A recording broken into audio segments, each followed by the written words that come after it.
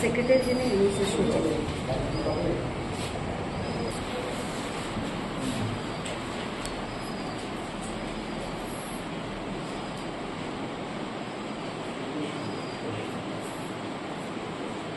ষাটটা centre 60 saunters আর venue হচ্ছে 95।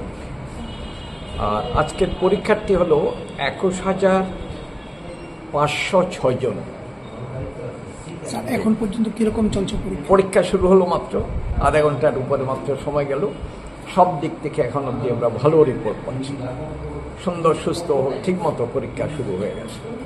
হ্যান্ডিক্যাপের disable ওরা কোথায় দেওয়া হয় ওদের সেন্টার? কারা? এখানে সেন্টারই আছে, যাদের শারীরিক অসুবিধা আছে প্রতি সেন্টারে ওদের জন্য আলাদা ব্যবস্থা করা আছে।